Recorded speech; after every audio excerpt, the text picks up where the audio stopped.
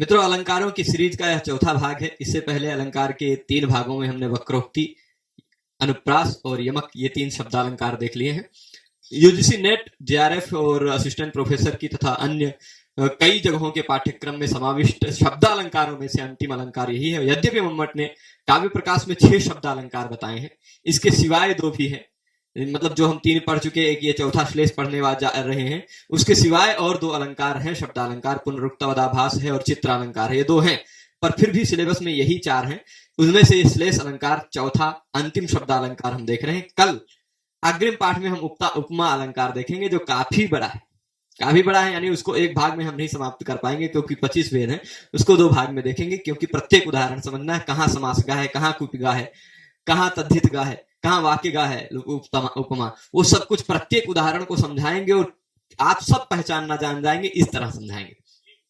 तो आज श्लेष अलंकार पढ़ रहे हैं। श्लेष अलंकार के काव्य प्रकाश के अनुसार इसका जो लक्षण है, इसके जो 8 भेद हैं, कुल मिलाकर मुख्यतः 8, कुल मिलाकर 9 भेद हैं, वो सभी भेदों को भी जानेंगे। और कहाँ कौन सा अलंकार है, कहाँ वर्ण श्लेष है, कहाँ पद श्लेष है, कहाँ लिंग श्लेष है, कहाँ भाषा श्लेष है, ये सब कुछ आप साफ साफ जान पाएंगे, बहुत आसानी से जान पाएंगे। तो अब देखिएगा, मैं यहां पर एक उदाहरण देता हूं, अपना ही नाम दे देता हूं उदाहरण में। अक्सर देता रहता हूं जब भी पढ़ाता हूं इस अलंकार को। अरुणा, इस अरुणा शब्द का ये भी अर्थ हो सकता है, ये व्यक्ति भी। अरुणा शब्द का अर्थ सूर्य का सारथी भी हो सकता है। अरुणा शब्द का अर्थ सूर्य भी हो सकता है। अरुणा शब्द का अर्थ लाल कलर भी हो सकता है। और अरुणा शब्द का अर्थ तुमने अवरोध किया, यह भी हो सकता है। रुधिर आवरणे धातु से लंग लकार मध्यम पुरुष एक वचन में भी अरुधत, अरुंधाम, अरुंधन है ना, वहां पर बनेगा अरुणा। अरुणा ये क्या कहते हैं, वो वैसे बनता, वो तो हम अरुधत बोलने लगे थे, लुंग लकार का बोलने लगे थे। अरुणत, अरुणद, अरुंधाम, अरुंधन, अरुणा, अरुणद, अरुणत 3 रूप बनते हैं मध्यम पुरुष एक वचन में। अरुंधाम, अरुंध, अरुंधम, अरुंध, अरुणधम, अरुंध्व, अरुंधम, ऐसे रूप बनता है। तो मध्यम पुरुष एक वचन में भी अरुणा है, उसका अर्थ होता है तुमने आवरण किया या अवरोध किया। ठीक है, तो अब यदि इस अरुण शब्द का अर्थ मैं हूं, तो अरुण शब्द अलग है, सुबंत है। और यदि इस अरुण शब्द का अर्थ तुमने अवरोध किया, यह लेते हैं, तो यह तिङंत है ना। तो ये अरुण शब्द अलग है। यदि अरुण शब्द का अर्थ सूर्य लेते हैं, तो उस सूर्य का वाचक होने के कारण यह सूर्यवाचक अरुण शब्द होगा, तो अलग रहेगा, है ना।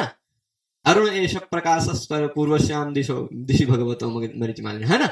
तो ये जो अरुण है अलग, ऐसा मत कहिएगा कि ये एक के शब्द है, क्योंकि वाच्यार्थ अगर भिन्न है तो वाचक शब्द भी भिन्न है, पर एक ही बार सुनाई पड़ रहा है। एक ही बार शब्द सुनाई पड़ रहा है, पर उसी एक ही बार सुनाई पड़ रहे शब्द में अनेक शब्द छिपे हुए हैं और अनेक अर्थ छिपे हुए हैं।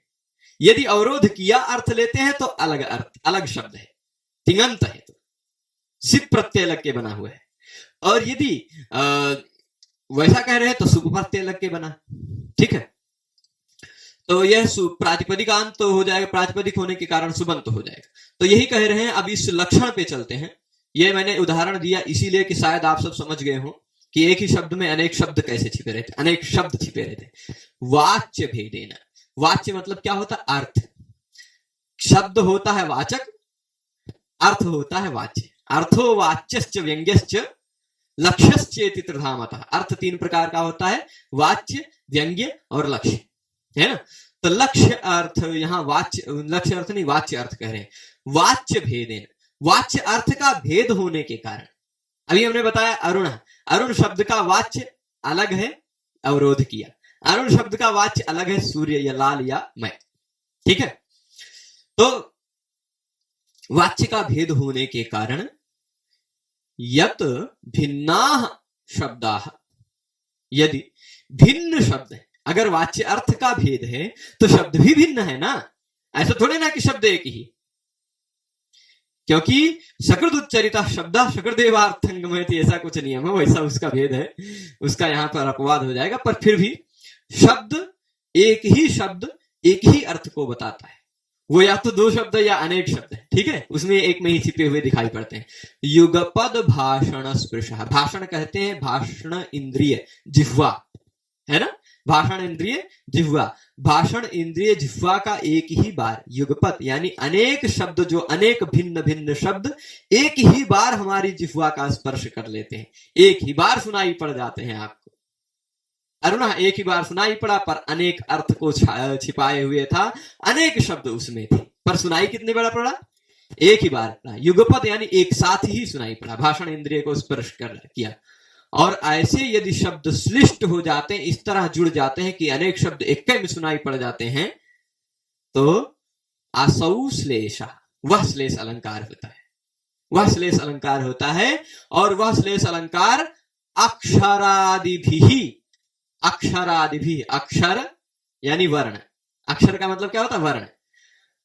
आदि, आदि लेंगे, ये पद, लिंग, भाषा, प्रकृति, प्रत्यय, विभक्ति और वचन, ये सब लेंगे तो इस तरह से अष्टधा हो जाता है। 8 प्रकार का श्लेष होता है।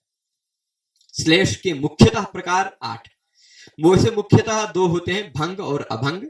पर जो भंग वाला होता है, तोड़ के बनाया जाता है, कुछ भंगिमाएं की जाती हैं, वह 8 प्रकार का है। अभंग वाला भंग नहीं होता तो उसमें प्रकार नहीं, ठीक है। तो अभंग को ले लेंगे 1 और 9 हो जाएंगे, पर भंग वाले केवल 8 है। अक्षर इत्यादि प्रकार से 8 प्रकार का यह श्लेष हो जाएगा, ठीक है, क्लियर है।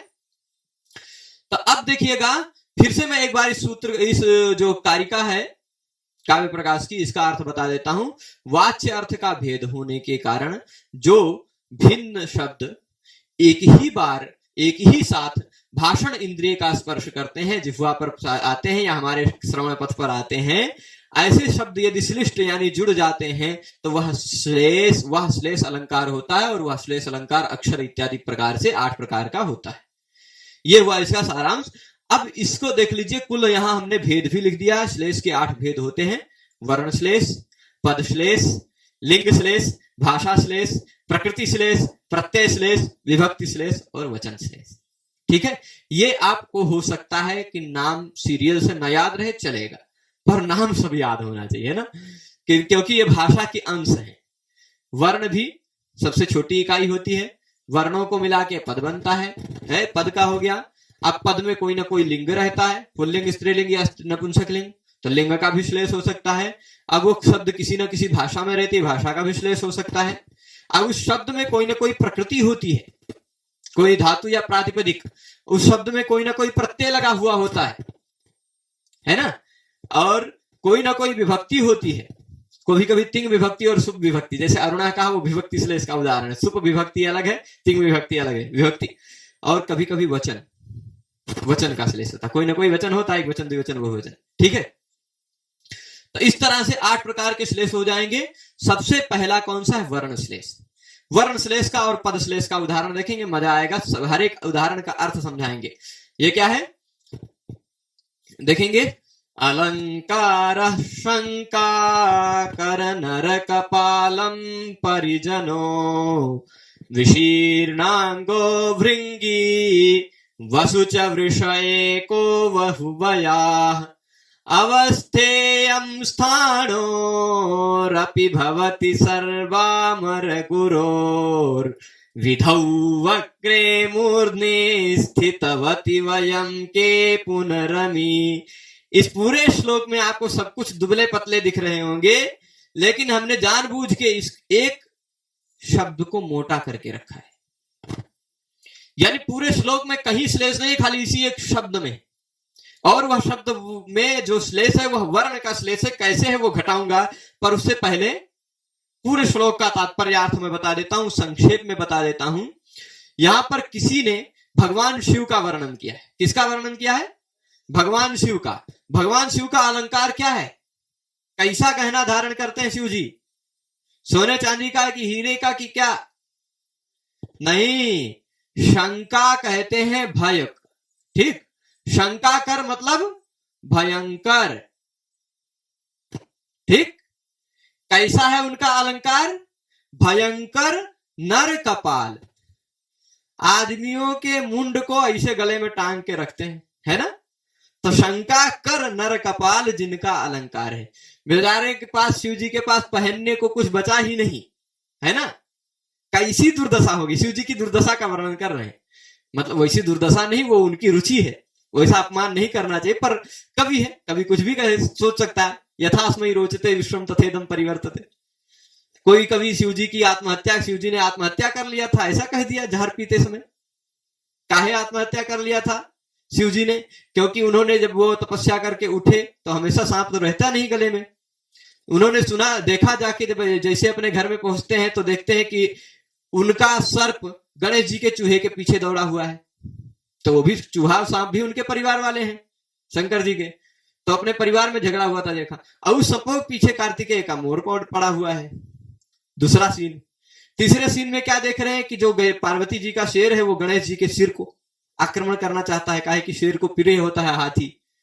चौथा सीन क्या देखा कि पार्वती जी गंगा को देख के जल रही हैं और गंगा से भी पार्वती से जल रही हैं। पांचवा सीन क्या देखा, यहां पर है ऐसा अग्नि जो सब कुछ जला के भस्म कर दे, और यहां पर चंद्र ऐसा शीतल है जो सबको ठंडा कर दे। ये दोनों आपस में लड़ रहे हैं, मैं तुझे ठंडा कर दूंगा, मैं तुझे भस्म कर दूंगा। इतना सारा परिवार का झगड़ा देखा जब शिव जी ने, तो निर्विण्ण सपपौ कुटुंब कलहात ईशोपि हालाहलम। ईश्वर ने भी, उस ईश ने भी अपने कुटुंब के कलह को देखकर हालाहल पी लिया, ऐसा कवि कह देते हैं। तो वो कवि की बात है।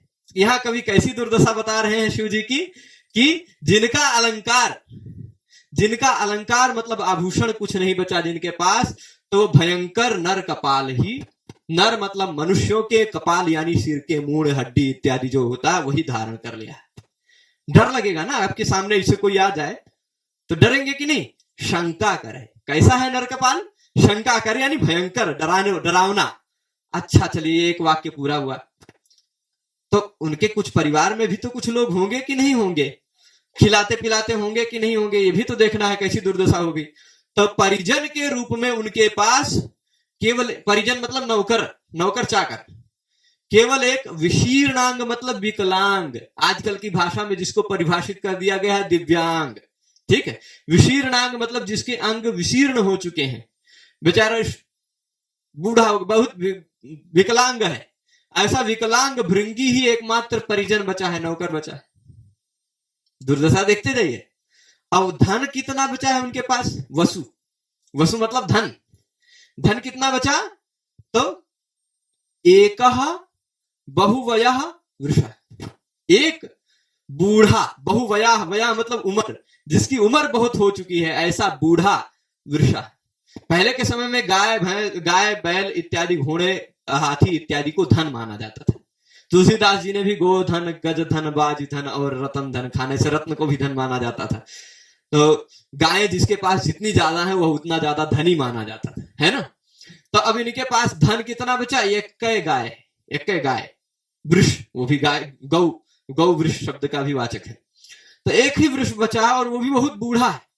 बैल भी पहले धन होते थे कि बैल से ही खेती की जाती थी ना, तो वो भी धन है। लेकिन अब एक बचा, जुड़वो नहीं है कि खेती भी कर लेंगे, है ना। और वो भी बहुवया है, बहुत उम्र हो गए है उसकी, बूढ़ा हो गया, ठीक है। आगे अब सोचिए, इतनी दुर्दशा यदि किसकी हो सकती है? शंकर की। स्थाणु शिव जी का नाम है। शिव सर्व स्थाणु पशुपति उग्रह, ऐसे के तमाम नाम है ना। शशिधर, शशि को धारण करने वाले। तो अवस्था इयम स्थाणो अपि भवति। इयम अवस्था, यह अवस्था, स्थाणो अपि मतलब शिवस्य अपि, भगवान शिव जी की भी हो जाती है। यह अवस्था भगवान शिव जी की भी हो सकती है। तो वयम के पुनरमी, हम सब भला कौन है? ये देवों के देव महादेव की ऐसी अवस्था हो सकती है। कौन है वो? जो सर्व अमर गुरु है। सभी अमरों में, सभी देवताओं में, अमर शब्द किसका पर्याय है? देवताओं का। अमरा निर्जरा देवा त्रिदिवो क्या है? त्रिदिवा, ऐसे करके अमर कोश में श्लोक है, तभी तुरंत हट गया। अमर, निर्जर, देव, है ना। तो ये सब क्या है? यदि सभी अमरों में, सभी देवों के जो गुरु हैं, सभी देवों के जो श्रेष्ठ हैं, सर्वश्रेष्ठ गुरु श्रेष्ठ पर्याय का पर्याय है, तो सभी देवों के श्रेष्ठ स्थानों अपि, शिव जी की भी यदि यह अवस्था होती है तो वयम के पुनर्मी। अच्छा, शिव जी की यह अवस्था कैसे हो गई? विधौ वक्रे मूर्धनि स्थितवती, क्योंकि उनके सिर पर विधि यानी विधाता टेढ़ा होकर स्थित है। अगर भाग्य टेढ़ा है, विधि टेढ़ा है, विधि का विधान टेढ़ा है, तो अगर शिवजी की यह अवस्था हो सकती है, अगर विधि वक्र है, टेढ़ा होकर स्थित है सिर पे, भाग्य सिर पे टेढ़ा होकर स्थित है, तो यदि यह अवस्था भगवान शिव की भी हो सकती है तो वयम के पुनरमी, फिर हम सब भला कौन है? हम सब कौन है? ये बात कही गई ना इस पद्य में। अब यहां पर मेन रहस्य इसमें विधौ शब्द में, ठीक है। पूरा सारांश एक बार फिर से बोल देता हूं कि उनका अलंकार, उनका आभूषण भयंकर नर कपाल रह गया है, कुछ नहीं बचा। परिजन के रूप में विकलांग भृंगी एक बचा है, भृंगी, श्रृंगी, ऋतुष्टुंडी, नंदिको, नंदिकेश्वरा, ऐसे सब उनके नाम थे। और धन के रूप में एक बूढ़ा बैल बचा है। यदि ऐसी दुर्दशा, यदि ऐसी अवस्था स्थाणु भगवान शिव जी की भी होती है, जो सभी देवताओं में गुरु हैं, सभी देवताओं में श्रेष्ठ हैं, तो अगर विधाता के वक्र होकर सिर पर स्थित रहने के कारण यदि उनकी ऐसी दुर्दशा हो सकती है तो वयम के पुनरमी, अमी वयम के, ये हम सब भला कौन है? ठीक, ये तात्पर्य हुआ। पर अब मेन शब्द जो जिसमें हम श्रेष्ठ हम बताना चाह रहे हैं उसको लेते हैं। अच्छा, आप सबने, मैं यहां पर थोड़ा सा जूम करके नहीं, ऐसे ही लिख देता हूं। इस शब्द का रूप देखा है क्या? सप्तमी एक वचन का, सप्तमी एक वचन में क्या बनता है? हरव, है ना। और भानु शब्द है यदि तो भानव, ठीक। यानी अंत में ई हो चाहे ऊ हो, सप्तमी एक वचन में औ हो जाता है, अच्छ घेह नियम लग जाता है। हमने लघु सिद्धांत कौमुदी के 63वें भाग में इसको बताया है नियम को, हरि शब्द की सिद्धि में। तो भानव, हरव, वही यहां विधौ में दो चीज छिपी हुई है। क्या छिपी हुई है? एक विधि और एक विधु। विधि शब्द का भी सप्तमी एक वचन विधौ है, विधु शब्द का भी सप्तमी एक वचन विधौ है। कोई दिक्कत? तो अब इसमें किसका अंतर है? ऐसा है कि शिव जी के सिर पर विधाता भी वक्र होकर स्थित हैं और चंद्र भी, विधु भी, चंद्र भी वक्र होकर स्थित है। दोनों अर्थ है कि नहीं? तो विधि और विधु दोनों वक्र होकर जिनके सिर पर स्थित हैं, ऐसे शिव जी की स्थिति अगर ऐसी हो सकती है तो भला हम सबकी क्या? ये तात्पर्य समझे। तो अब इसमें क्या है? विधि और विधु में क्या है आप देखेंगे तो केवल एक वर्ण का भेद है। यह एक वर्ण ई और उ, ये वर्ण इस तरह से श्लिष्ट होकर आ गया, इस तरह से आ गया, इसमें समाविष्ट हो गया कि एक कई बार सुनाई पड़ रहा है। इसलिए श्लेष है और इसलिए वर्ण श्लेष, क्योंकि एक वर्ण का ही श्लेष, ठीक है। साहित्य दर्पणकार ने भी उदाहरण दिया, वहां पर उन्होंने भी विधौ शब्द का प्रयोग किया, उन्होंने दूसरा उदाहरण दिया है यद्यपि, पर विधौ शब्द का ही प्रयोग किया वर्ण श्लेष के उदाहरण में, ठीक है। तो विधि और विधु में दोनों में केवल एक वर्ण छिपा हुआ है अलग। तो ये वर्ण श्लेष का उदाहरण हुआ। हम पद श्लेष को देखते हैं।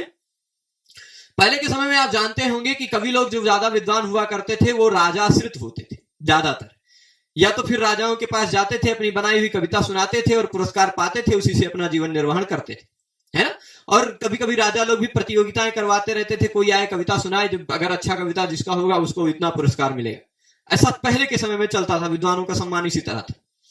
तो कोई एक दरिद्र ब्राह्मण है या कोई एक दरिद्र व्यक्ति है, वह राजा के घर जाता है, राजा के महल में, और कहता है, हे राजन, आपका घर और मेरा घर एक जैसा है, आपका घर और मेरा घर एक जैसा है। उसने शब्दों से सिद्ध किया है, पर शब्दों में श्लेष है, दोनों अर्थ है।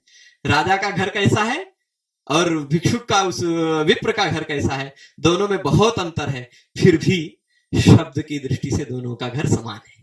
कैसे? दोनों के घर की तीन विशेषताएं बताएगा। वो बताएगा कि मेरा भी घर पृथुकार्त स्वर पात्र है, तो आपका भी घर पृथुकार्त स्वर पात्र है। मेरा भी घर भूषित निशेष परिजन है, हे देव, हे राजन, मेरा भी घर भूषित निःशेष परिजन है, आपका भी घर भूषित निःशेष परिजन है। और मेरा भी घर विलसत करेणु गहन है, आपका भी घर विलसत करेणु गहन है। इसलिए संप्रति अभी आवयोः सदनम, हम सबका जो सदन है, हम सबका जो भवन है, वो समम है, समान है। ठीक। अब मेन चीज है इन तीन शब्दों में श्लेष है। इन तीन शब्दों में दो दो अर्थ निकलेंगे। कैसे निकलेंगे वो दोनों अर्थ बता देता हूं। पहले आप कहें, एक एक शब्द लेते हैं, दोनों अर्थ बताते चलते हैं। ठीक। पहले हम लेते हैं इस पृथुकार्थ स्वरपात्रम को। ये पृथुकार्थ स्वरपात्रम को पहले भिक्षुक वाला अर्थ बताएं कि पहले राजा वाला अर्थ बताएं? पहले राजा वाला बता देते हैं, फिर उसके बाद भिक्षुक वाला अर्थ बताएंगे। ठीक है। पृथु मतलब होता है, इसमें अगर राजा वाला अर्थ बताना है तो इसमें ऐसे कहना पड़ेगा, पृथु कार्त स्वर पात्रम, ये चार टुकड़ा करना पड़ेगा। ठीक। अगर भिखारी वाला अर्थ बनाना है तो पृथुक आर्त स्वर पात्रम, ऐसा टुकड़ा करना पड़ेगा। ठीक है। तो पहले राजा वाला बता देते हैं। पृथु मतलब बहुत सारे, कार्त यानी होते हैं तांबे इत्यादि के धातुओं के जो बनते हुए हैं बर्तन। ठीक। जो तांबे के बर्तन बने होते हैं उसको कार्त कहा जाता है। तो उनके स्वर का पात्र है आपका घर, वो बजते रहते हैं। कभी कहीं कोई बर्तन बज रहा है, कभी कहीं कोई बर्तन बज रहा है, अच्छे भर है ना। तो आपका सदन कैसा है? पृथुकार्त स्वर पात्र। ठीक है। पृथु मतलब बहुत सारे अच्छे अच्छे बर्तनों के स्वर यहां सुनाई पड़ते रहते हैं, ये तात्पर्य हुआ। और मेरा घर भी पृथुकार्त स्वर पात्र है। तो उस भिखारी का घर कैसा है भाई, उसको भी दिखा देते हैं।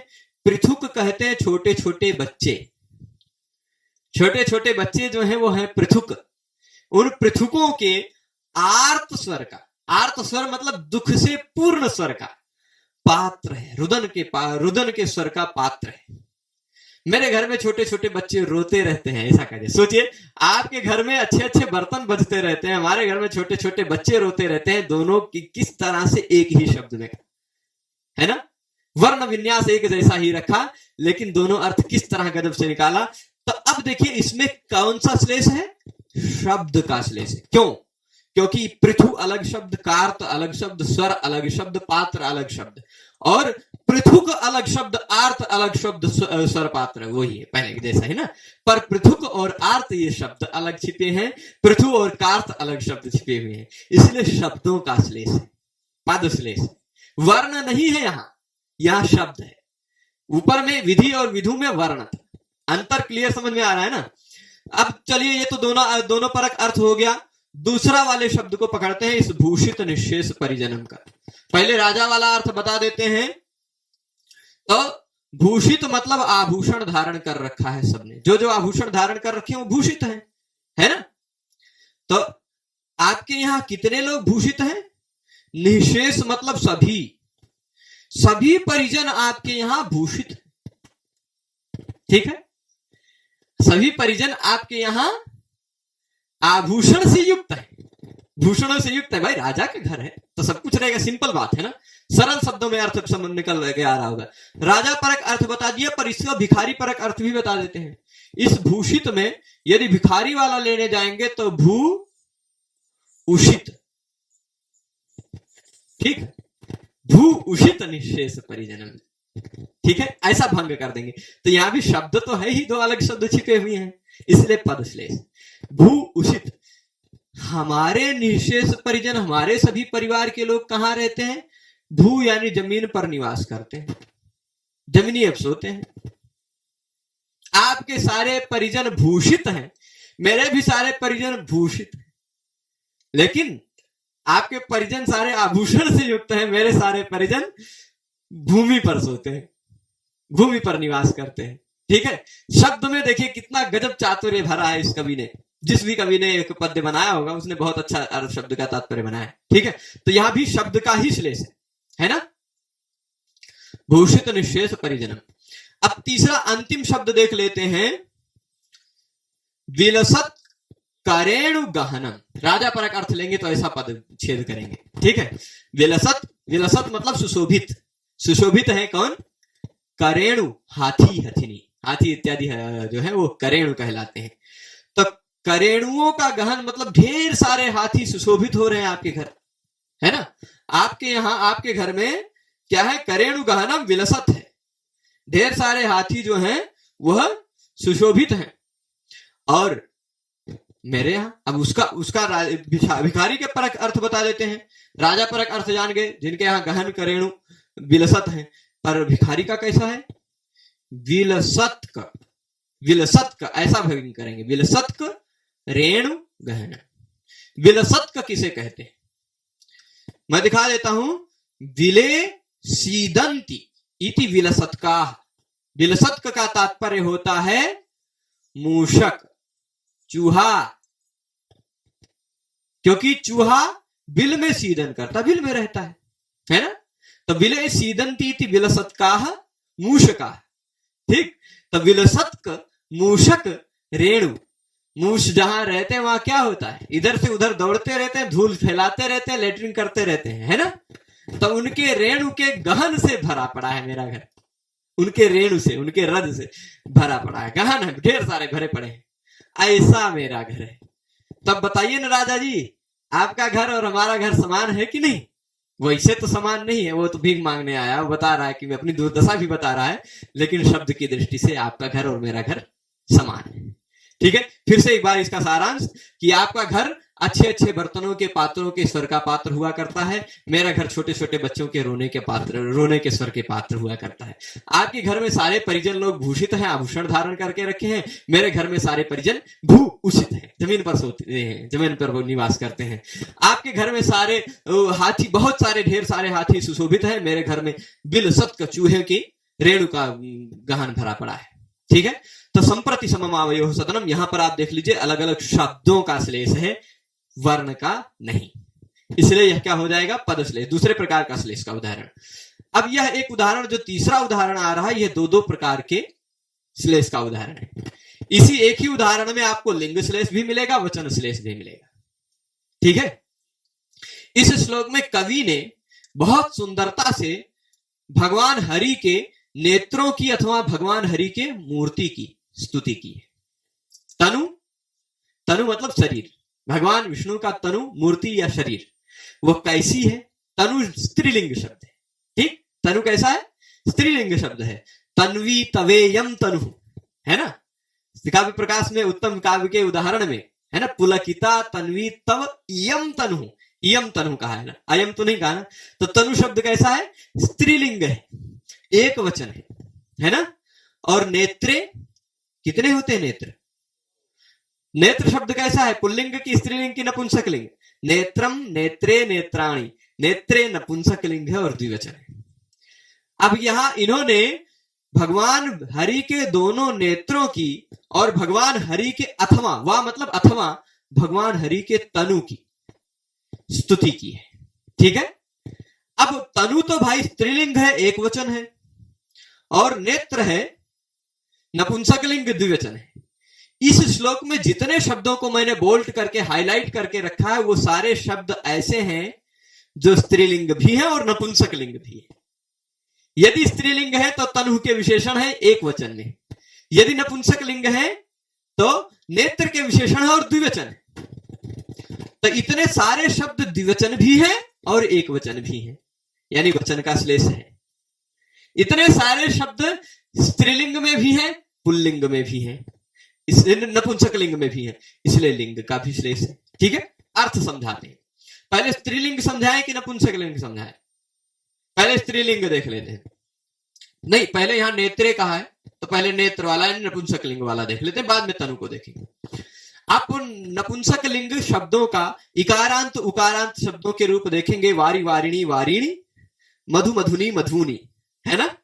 तो मधु मधुनी मधुनी, वैसे प्रणयिनी, है ना। वारी वारिणी, तो वैसे ही प्रणयी प्रणयिनी प्रणयिनी, ऐसा चलेगा ना।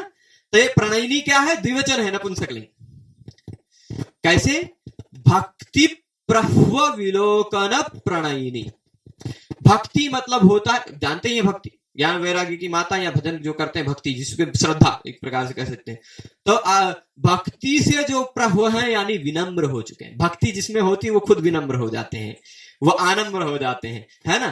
तो भक्ति से जो प्रभु हो चुके हैं, विनम्र हो चुके हैं, उनको देखने में जिसको प्रणय हो जाता है ना, ऐसे भगवान की दोनों आंखें। भक्ति प्रभु विलोकन प्रणयिनी, भक्ति से जो विनत है, भक्ति से जो विनम्र हो चुके हैं, उनको बहुत प्रेम से देखती हैं जो, ठीक है। अथवा अगला, नेत्रे कीदृशे नीलोत्पलस्पर्धिनी नेत्रे, नीलोत्पलस्पर्धी, नीलोत्पलस्पर्धिनी, नीलोत्पलस्पर्धीनी, ऐसा रूप चलेगा। तो नीलोत्पलस्पर्धिनी ये नपुंसकलिंग द्विवचन है ना। नीलोत्पलस्पर्धिनी नेत्रे, नील नीले, उत्पल यानी कमल से स्पर्धा करने वाली नेत्र। भगवान विष्णु के नेत्र कैसे हैं? नील कमल से मानो स्पर्धा कर रहे हैं, नील कमल की भांति हैं, उससे भी और अच्छे हैं, ठीक है, नेत्र दोनों। तीसरा, इसमें देखिएगा, इसमें द्विवचन यदि लेंगे तो अलग संधि विच्छेद करना पड़ेगा इस शब्द में, अथवा यदि एक वचन लेंगे तो अलग संधि विच्छेद करना पड़ेगा। वो भी जब स्त्रीलिंग में आएंगे तब बताएंगे, अभी नपुंसकलिंग का पहले बता रहे हैं। तो नपुंसकलिंग में नीतम, नीते, नीतानि है, ऐसा बनता है ना, नीतम, नीते, नीतानि। नीते द्विवचन है ना। कुत्र नीते? हित प्राप्तये ध्यानालंबनताम नीते। किनके द्वारा नीते? समाधि निरतई, जो समाधि में निरत है, समाधि में तत्पर है, ऐसे समाधि तत्पर ऋषियों मुनियों के द्वारा जो ध्यान का आलंबन, ध्यान का आश्रय बनाई जाती है, ध्यान की आलंबनता को प्राप्त कराई जाती हैं। किस लिए? हित की प्राप्ति के लिए समाधि में निरत लोगों के द्वारा जो ध्यान के आलंबनता को प्राप्त कराई जाती है, यानी ध्यान का आलंबन, ध्यान का आश्रय बन जाती है। जब वो लोग नेत्र बंद करके ध्यान करने बैठते हैं तो हरि के नेत्रों को अपने आंखों से बंद देखते हैं, बंद आंखों से, है ना। तो उनके ध्यान का आलंबन, उनके ध्यान का आश्रय क्या बन गया? हरि के नेत्र बन गए, ठीक है। ध्यानालंबनताम समाधि निरतई नीते, किसलिए? हित प्राप्त है, ये होगी, हो जाएगी। इसके बाद अगले शब्द पे आते हैं, लावण्यस्य महानिधि। महानिधि शब्द में अलग शब्द है। महानिधि शब्द पुल्लिंग भी है और नहीं, महानिधि शब्द हमेशा पुल्लिंग में ही प्रयुक्त होता है, ठीक है। नि उपसर्ग से युक्त, मैं बता दूं तो नि उपसर्ग से युक्त है, धा धातु है, धा धातु की घु संज्ञा होती है, उपसर्गे घोह की, इस सूत्र से की प्रत्यय होता है, और की प्रत्यय लगकर जो शब्द बनता है वो हमेशा पुल्लिंग में ही प्रयुक्त होता है, ठीक। तो ये दोनों परिस्थितियों में पुल्लिंग में ही रहेगा ये शब्द, ना तो स्त्रीलिंग ना तो नपुंसकलिंग, पर दोनों का विशेषण है। ये है महानिधि ही है। क्या है? महानिधि ही रहेगा, पर संधि के कारण महानिधि को महानिधि बन जाएगा। कैसे? हरि रम्य, हरि रम्य, आपने संधि करके देखा होगा, हरि रम्य बन जाता है। वो पहले दो दो र एक साथ आते हों, जैसे मैं यहां दिखा देता हूं, संधि करके महानिधिर ऐसा बनेगा, विसर्ग से पहले र रहेगा, विसर्ग होने से पहले र रहता है, उसके तुरंत बाद क्या है? रसिकताम है, ठीक, तुरंत बाद रसिकताम है। तो यह दो र एक साथ आते हो तो रोरी सूत्र से इस पहले वाले र का लोप हो जाता है, और जब कहीं भी र का लोप हुआ रहता है वहां ढलोपे पूर्व से दीर्घोण, इस सूत्र से पूर्व में जो अण है उसको दीर्घ हो जाएगा, महानिधि रसिकता, ठीक है। तो एक वचन ही है, पुल्लिंग है, एक वचन ही है। क्या बता रहे हैं? लावण्यस्य महानिधि नेत्रे। कौन से नेत्र है वो? लावण्य के, लावण्य मतलब सुंदरता, एक प्रकार की जो होती है, आकर्षकता होती है, उसकी महानिधि। कौन? नेत्र, भगवान विष्णु के नेत्र। और लक्ष्मी दृशो, लक्ष्मी दृशो मतलब लक्ष्मी की दृष्टियों में, लक्ष्मी के नेत्रों में रसिकताम तन्वती। लक्ष्मी के नेत्रों में जो नेत्र रसिकता को उत्पन्न करते रहते हैं, मतलब लक्ष्मी के नेत्र जिनके नेत्रों को देखने के कारण या जिन नेत्रों को देखने के कारण रसिक हो जाते हैं, है ना। तो लक्ष्मी दृशो रसिकताम तन्वती नेत्रे, रसिकताम तन्वती नेत्रे युष्माकम भवार्ति शमनम कुरुताम। कस्य नेत्रे हरे नेत्रे, हरि के वो नेत्र आप सबके, तुम सबके, युष्माकम मतलब तुम सबके, भवार्ति शमनम कुरुताम, भव यानी संसार रूपी आरती, दुख का शमन करें, संसार सागर के दुख में जो निमग्न है उस दुख का शमन करें। ठीक, यह तात्पर्य हुआ नेत्रों परक, यानी शिव भगवान विष्णु के दोनों नेत्र आपके भवार्ती का शमन करें। अब यहां कुरुताम द्विवचन है, नेत्रे कुरुताम, करोतु कुरुताम कुर्वंत, है ना, द्विवचन है, पर कुरुताम एक वचन भी है, क्योंकि क्री धातु आत्मनेपदी भी है, उभयपदी। करोति कुरुता कुर्वंती भी रूप बनता है, कुरुते कुर्वाते कुर्वते भी रूप बनता है ना।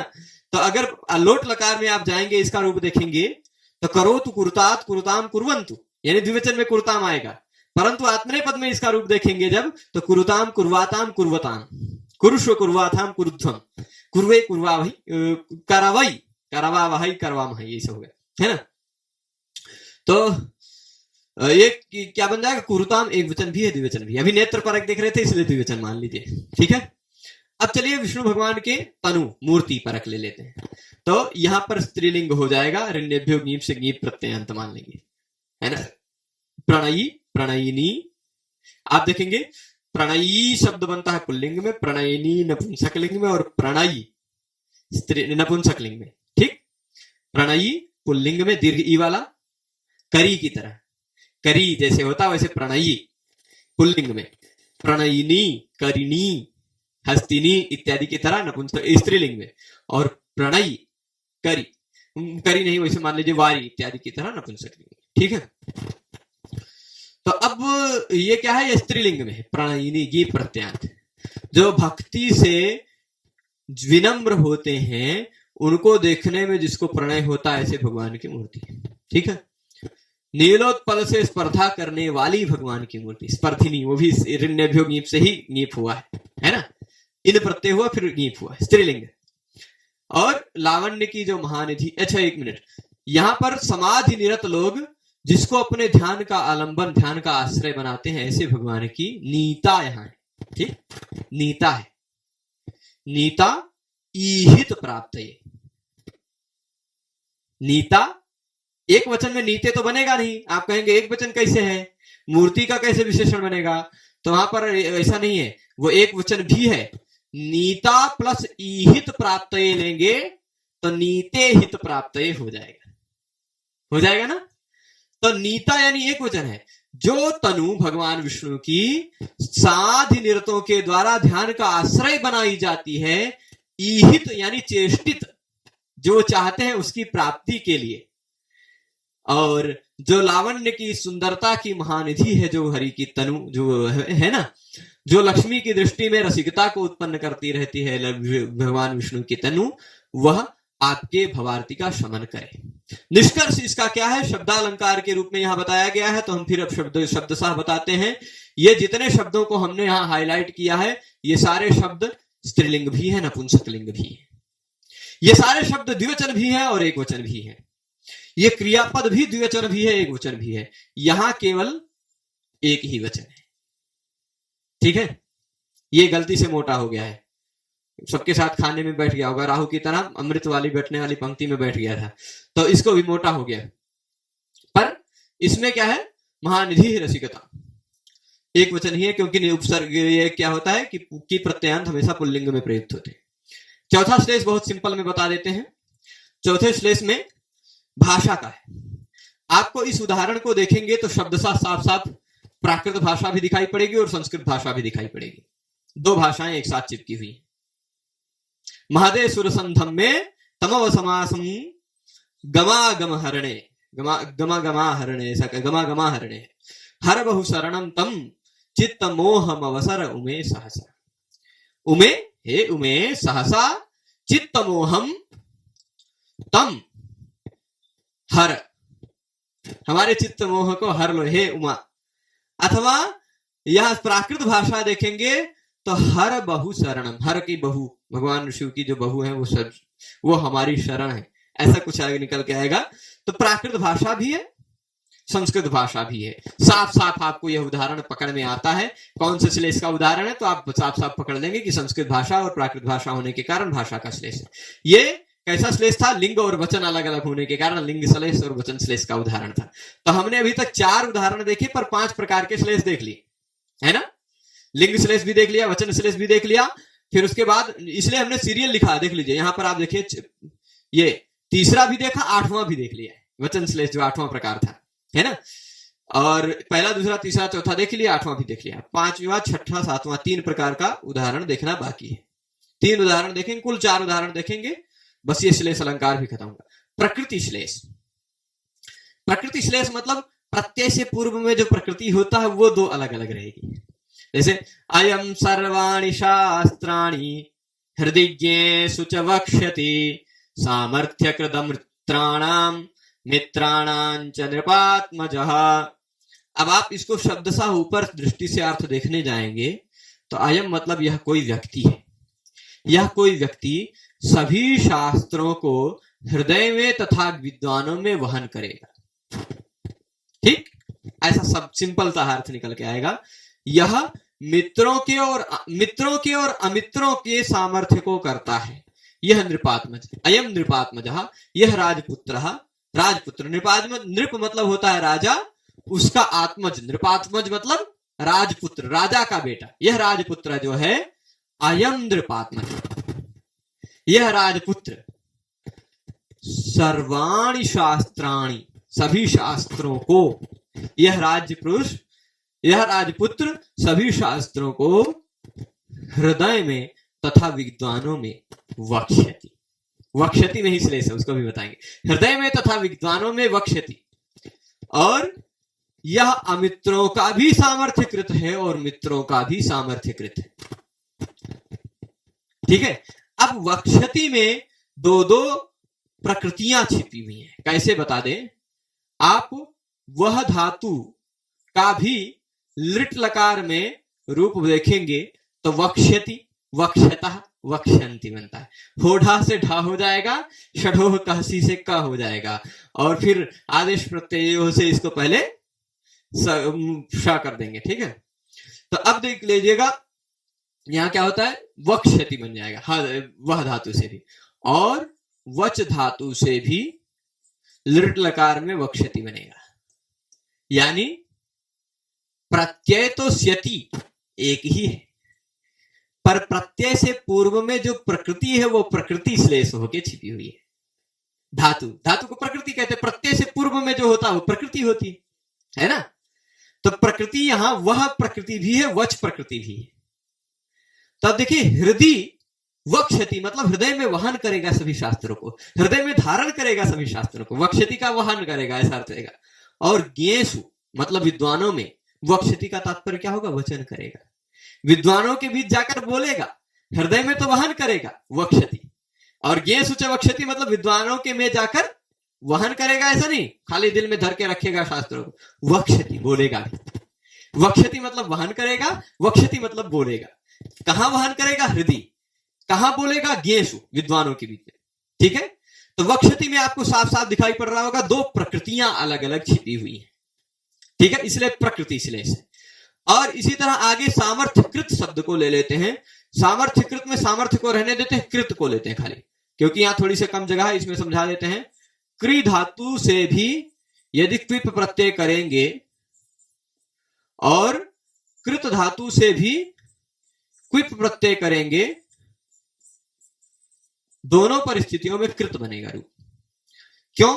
क्योंकि क्विप में से प हलंत्यम से संज्ञा होकर तो सलोप हो जाता है, का लशक को तद्दिते से, और वी में जो ई है उपदेश जनुनासिक से, वह रहेगा, वो उसका डायरेक्टली लोप हो जाता है वेर अप्रकृतस्य से, सर्वापहारी लोप हो जाता है, सब कुछ गायब हो जाता है। यहां भी क्विप पूरा गायब हो गया, सर्वापहारी, परंतु तुरंत बाद में भले ही लुप्त हो गया है, पर पित प्रत्यय है ऐसा मानेंगे, है ना।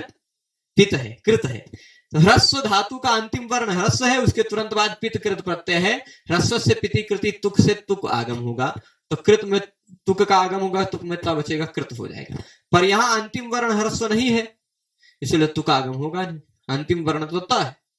तो कृत कृति धातु, कृति छेदन अर्थ वाले धातु से भी लेंगे तो कृत रहेगा, और कृ धातु से भी लेंगे तो भी कृत रहेगा।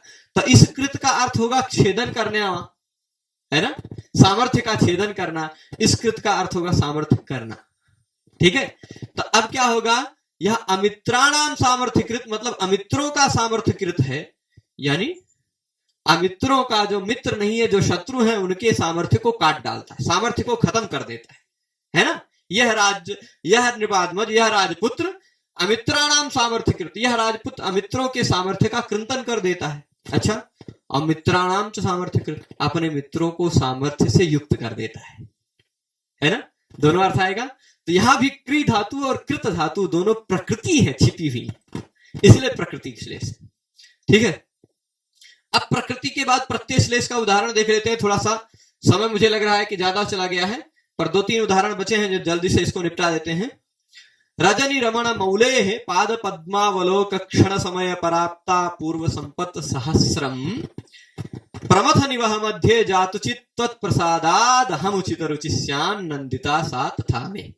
खाली हमने एक ही शब्द को बोल्ड करके रखा है, श्लेष खाली यहीं पर है। नंदिता में श्लेष कैसा है मैं आपको खाली बता दूं। नंद धातु से, कौन सा, टुनदी धातु है, पर इदितो नुम धातु से नुम आगम होकर नंद बन जाता है। नंद धातु से यदि आप त्रिच प्रत्यय करेंगे तो भी यही नंदिता शब्द बनेगा, है ना। और आपने शिव जी के एक गण का नाम सुना होगा, नंदी, है ना, पर नंदी में मूलतः शब्द है नंदिन।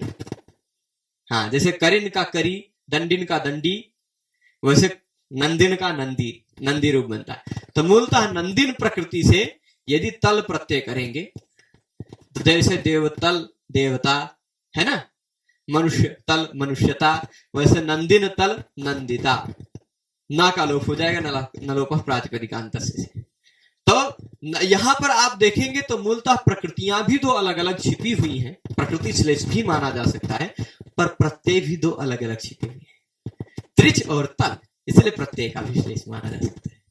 वक्षति में क्या था, प्रत्यय एक ही था, प्रकृति भिन्न थी, यहां प्रत्यय भी भिन्न है, इसलिए प्रत्यय श्लेष का उदाहरण इसको माना जा सकता है। संक्षेप में मैं अर्थ बता दूं इसका, तो शब्द सा बहुत ज्यादा शब्दालंकार है, अर्थ की बहुत ज्यादा सापेक्ष होता नहीं है, फिर भी रजनी कहते हैं रात्रि को, है ना।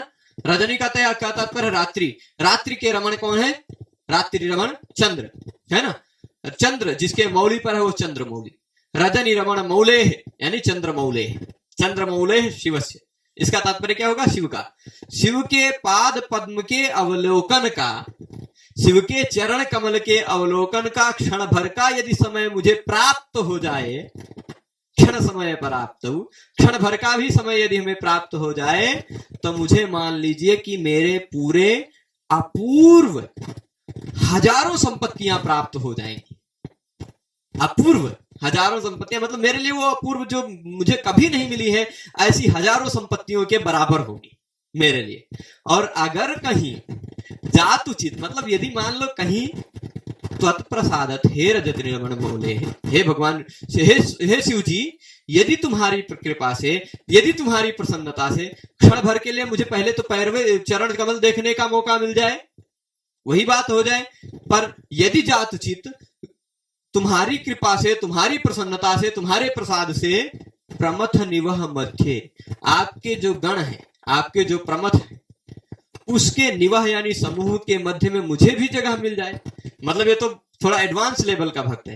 पहले कह रहा है कि थोड़ा सा खाली चरण कमल देखने को मिल जाए तो मुझे अपने हजारों अपूर्व संपत्तियों के बराबर वह होगा मेरे लिए। और अगर कहीं तुम्हारे प्रसाद से, तुम्हारी प्रसन्नता से आपकी टीम में मुझे जगह मिल जाए, जो नंदी भृंगी इत्यादि की टीम है उसमें भी मैं बन जाऊं, तो अहम उचित रुचि श्याम, अहम तो फिर मैं उचित रुचि हो जाऊंगा, मतलब मेरी जो रुचि थी वो सारी रुचि पूर्ण हो जाएगी। ठीक, और नंदिता सा तथा में, वही मेरी नंदिता हो जाएगी, वही मेरी नंदिता हो जाएगी। नंदिता मतलब हर्षिता, नंद हर्ष अर्थ में धातु है, मतलब वही मेरी प्रसन्नता हो जाएगी, ये भी अर्थ लिया जा सकता है। और वही मेरी नंदिता मतलब नंदी का भाव बन जाएगी, वही मैं ही नंदी बन जाऊंगा, है ना। नंदिता सा तथा में, ये भी तो नंदिता शब्द में त्रिच प्रत्यय और तल प्रत्यय 2 प्रत्यय छिपे होने के कारण यह प्रत्यय श्लेष का उदाहरण है। ठीक है, अंतिम श्लेष मतलब 8 प्रकार है, पर हम 7वां उदाहरण दिखा रहे हैं क्योंकि तीसरे ही उदाहरण में 2-2 उदाहरण थे। ठीक है, विभक्ति और वचन दोनों हो चुका है 8वां श्लेष, तो 7वां उदाहरण देख लेंगे, बस ये मुख्य 8 उदाहरण खत्म हो जाएंगे, फिर इसके बाद एक अभंग श्लेष का उदाहरण बचेगा, वो देख के पाठ समाप्त होगा। 2 उदाहरण और हैं। यह उदाहरण तो बहुत गजब है, बहुत गजब है। मतलब एक चोर है, अपने बेटे को चोरी करना सिखा रहा है, वो भी है, और एक भक्त है, भगवान शिव जी से स्तुति कर रहा है, वो भी है अर्थ। ठीक है, तो ये क्या है, पहले चोर वाला अर्थ बता दें कि पहले भक्त वाला अर्थ बता देते हैं। ठीक है, हे हर, हर किसका नाम है? महादेव भगवान शिव का। ठीक है, हर शिव, संबोधन एक वचन का प्रयोग है, हर। हे हर त्वम सर्वस्य सर्वस्वम, तुम सबके सब कुछ हो, है ना। हर तुम सर्वस्य सर्वस्वम, तुम सबके सब कुछ हो, है ना। मेरे भी सब कुछ शिव जी ही है, आपके भी सब कुछ शिव जी ही है। तो भव छेद तत्परा, भव कहते हैं संसार को, भव कहते हैं शिव जी को भी, है ना। हे भव तुम छेद तत्पर हो, छेद तत्पर से ही लक्षणा से अर्थ ले लेंगे, संसार का छेदन करने में तत्पर हो, अथवा भव छेद, भव यानी संसार का छेदन करने में तत्पर हो, संसार का छेदन करने में तत्पर हो, संसार का विनाश करते रहते हो आप, मतलब हमको संसार से उठाते रहते हो। और नयोपकार सामुख्यम आयासी तनुवर्तनम, इसका पूरा अर्थ मुझे अभी क्लियर नहीं है। नय कहते हैं नीति को, अथवा नय मतलब होता है न्याय, नीति, नय मतलब नीति हो ही गई, नय मतलब ले जाओ, ले जाओ, कहां ले जाओ? उपकार सामुख्यम नय, उपकार की सम्मुख हमें ले जाओ। ठीक है, और तनुवर्तनम आयासी, तनुवर्तनम मतलब तनु कहते हैं शरीर में, वर्तनम मतलब वृत्ति को प्राप्त करो, आ जाओ हमारे शरीर में, आप वृत्ति को प्राप्त करो, हमारे शरीर में आ जाए। ठीक, अब इसके बाद ये साधारण अर्थ शिव जी के परक हो गया। चोर अपने बेटे को सिखा रहा है, वो क्या कह रहा है? त्वम सर्वस्य सर्वस्वम हर, तुम सबका सब कुछ चुरा लो अपने घर में। ठीक, सर्वस्य सर्वस्वम हर, कुछ छोड़ना मत, सर्वस्वम हर, सब कुछ हर लो, है ना। और भव तुम क्या हो जाओ? छेद तत्पर हो जाओ, मतलब लोगों के घर में दीवार में छेद कर करके घुस के निकल के सब धर के लेगा। ठीक, छेद तत्पर हो। ठीक है, और चाहे उपकार वाला हो, चाहे उपकार वाला ना हो, चाहे सम्मुख हो, चाहे जैसा, उसका सब कुछ ले जाओ, है ना। और आयासी, यहाँ आयासी होता है मतलब प्रयास करने वाला, आयास करने वाला, आयासी शरीर अपना बना के रखो, प्रयास प्रयत्न करने वाला, व्यायाम वाला शरीर बना के रखा है बर्तन, जिससे सब कुछ ले जा पाओ। तो अब देखिए ऐसा सब कुछ अर्थ है ना। ठीक है, अब इसमें खाली विभक्ति का श्लेष ऐसा कैसे कह सकते हैं? क्योंकि हर में संबोधन विभक्ति का एक वचन भी है, हर में हृ धातु के मध्यम पुरुष का एक वचन भी है, लोट लकार, तो अलग अलग विभक्तियां हैं। उसी तरह भव में शिव जी का यदि लेंगे तो संबोधन एक वचन और फिर मध्यम पुरुष एक वचन। ठीक, अलग अलग विभक्तियां होने के कारण यह विभक्ति श्लेष है। कहां कहीं एक अर्थ में सुप विभक्ति है, एक अर्थ में तिंग विभक्ति। ठीक है, तो सुप विभक्ति और तिंग विभक्ति विभक्तियों के भिन्न होने के कारण विभक्ति संज्ञा दोनों की होती है, सुप और तिंग की, विभक्ति सूत्र से देख लीजिएगा, है ना। तो अलग विभक्तियां होने के कारण यह विभक्ति श्लेष का उदाहरण हो गया। तो सभी श्लेष के जो भंग श्लेष थे उसका उदाहरण देख लिया। अभंग श्लेष, अभंग श्लेष मतलब जहां पर भंग नहीं होता, जहां पर शब्द को तोड़ने की जरूरत नहीं पड़ती। ठीक, वैसे देखेंगे तो भेदाभावात् प्रकृत्यादेर भेदोपि नामो भवेत्, प्रकृति इत्यादि जो अभी श्लेष के भेद बताए, जो टुकड़ा किया गया, अभंग इत्यादि किया गया, उस अगर वैसा कोई भेद न मिले तो नौवां भेद भी होता है, नौवां भेद भी श्लेष का होता है। नवमोपि भेदः भवेत्, नौवां भी भेद होता है प्रकृति इत्यादि का भंग ना होने पर। ठीक है, जैसे उदाहरण देंगे, यो सकृत परगोत्राणाम पक्षच्छेद क्षणक्षमः शतकोटिदताम बिभ्रत विबुधेन्द्र स्वराजते। शब्द सा यहाँ इंद्र की भी स्तुति की गई है और विद्वान की भी स्तुति की गई है। किसकी? इंद्र को भी और विद्वान की भी। पर भंग करने की जरूरत नहीं पड़ेगी। विबुध, विबुध शब्द का तात्पर्य देवता भी होता है, विबुध शब्द का तात्पर्य विद्वान भी होता है। विबुधा सुरा, विबुधा के सुरा। विबुध का तात्पर्य देवता भी होता है और विबुध का तात्पर्य विद्वान भी होता है। विशिष्ट बुधा है ना, विशिष्ट विद्वान। तो अब ये देखिएगा, विबुधेन्द्र मतलब विशिष्ट विद्वान और विबुधेन्द्र मतलब देवता। ठीक है, तो सह विबुधेन्द्र राजते, वह अब देखिए, इसको विबुधेन्द्र को अलग टुकड़ा तो हमें नहीं करना पड़ रहा है। उसी विबुधेन्द्र शब्द में जैसे हम पहले क्या कर रहे थे, पृथु कार्त स्वर पात्र और पृथु को आर्त स्वर, अलग अलग भंग करना पड़ता था ना। विधौ में विधि और विधु दो अलग भंग करना पड़ता था ना। तो ऐसा नहीं करना पड़ रहा, विबुध शब्द से ही दोनों अर्थ है। ठीक है, भंग नहीं करना पड़ रहा है। तो विबुधेन्द्र मतलब विबुध यानी देव, विबुध यानी विद्वान, विद्वानों का इंद्र, विद्वानों में श्रेष्ठ, और विबुधेन्द्र मतलब देवताओं में श्रेष्ठ, देवताओं देवराज इंद्र। ठीक, सह देवराज इंद्र राजते अथवा सह विद्वान राजते। ठीक, दोनों अर्थ निकलेगा। पर वह विद्वान कैसा है?